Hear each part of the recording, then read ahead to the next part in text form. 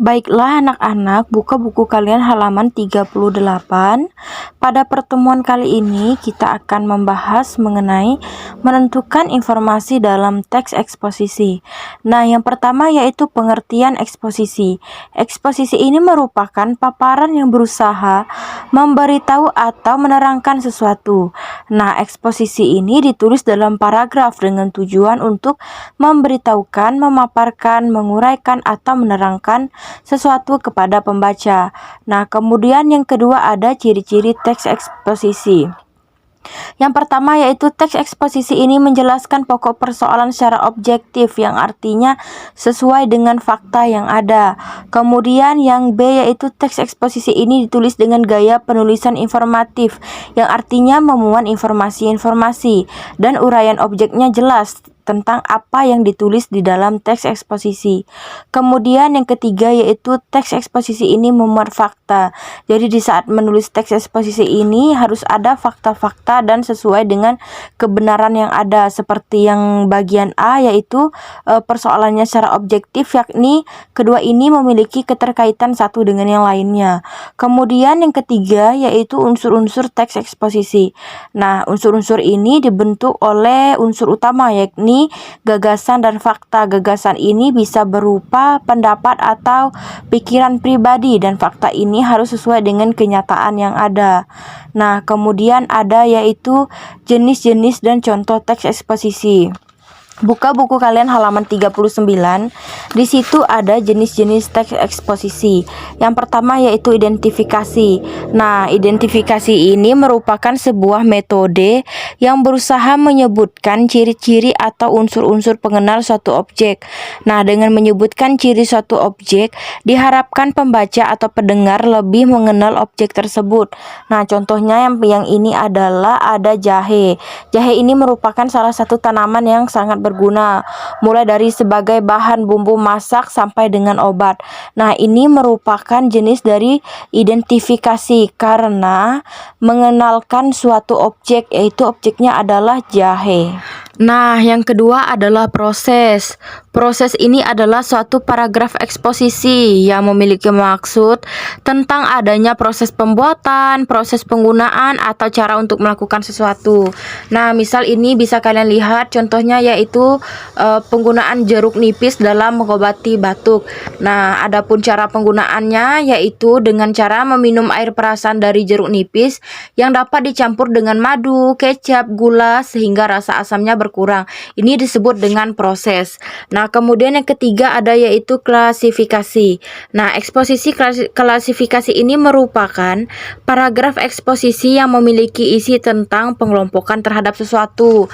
Nah, di sini ada contohnya pengelompokan terhadap sampah anorganik dan sampah organik. Nah, misalnya sampah anorganik ini adalah sampah yang tidak mudah membusuk seperti plastik, botol, dan kertas. Nah, kemudian ada sampah organik, itu sampah yang sangat mudah membusuk seperti sayuran, sisa makanan, daun, dan lain-lain.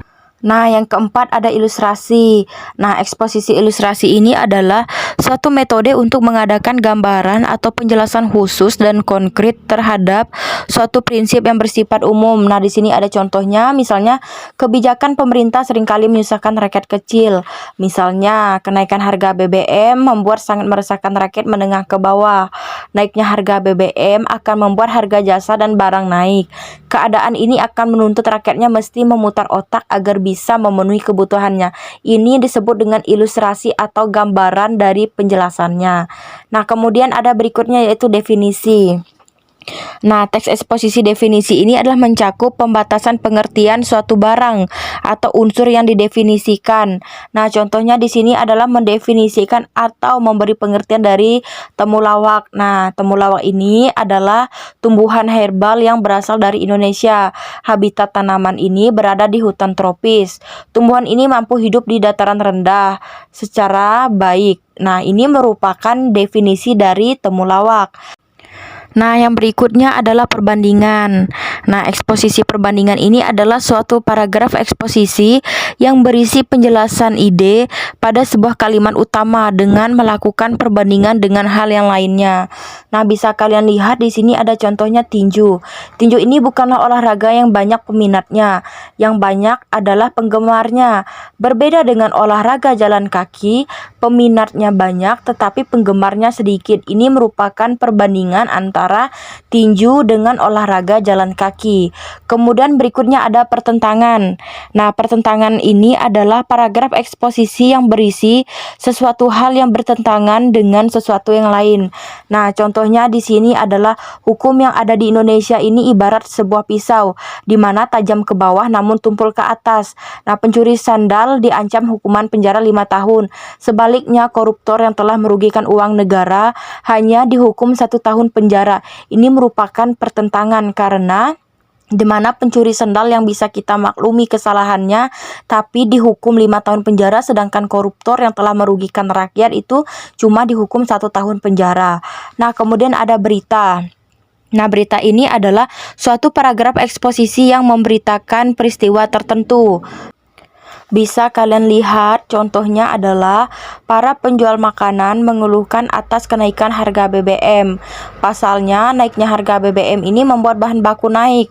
Alhasil para penjual harus menyiasati hal ini dengan memperkecil porsi atau menaikkan harga makanan yang mereka jual. Ini merupakan contoh berita mengenai penjual makanan yang mengeluhkan naiknya harga BBM. Kemudian yang B ada menyimpulkan teks eksposisi. Nah, ada 3, yaitu isi teks eksposisi, ringkasan teks eksposisi, dan ketiga adalah simpulan teks eksposisi. Nah, supaya kita bisa menyimpulkan teks eksposisi ini, yang pertama tentunya kita harus mengetahui isi dari teks eksposisi itu apa. Nah, untuk bisa mengetahui bahwa isi teks eksposisi ini apa, kita bisa melihat secara garis besar atau intisari dari teks tersebut. Nah, setelah itu kita membuat ringkasan dari teks eksposisi ini. Kemudian baru kita bisa menyimpulkan teks eksposisi tersebut.